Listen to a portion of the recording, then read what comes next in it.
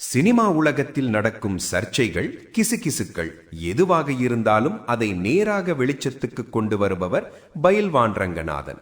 அவரிடம் சமீபத்தில் ஒரு பேட்டியில் நடிகர் விஜய் மற்றும் நடிகை த்ரிஷா குறித்து கேள்வி எழுப்பப்பட்டது. அதற்கு அவர் அளித்த பதில் தற்போது பேசுபொருளாகி வருகிறது. அவர் கூறியதாவது: முன்னாள் அரசியல் தலைவர்கள் எம்ஜிஆர், கலைஞர் போன்றவர்களும் பல்வேறு உறவுகள் குறித்து விமர்சனங்களை சந்தித்தவர்கள்தான்.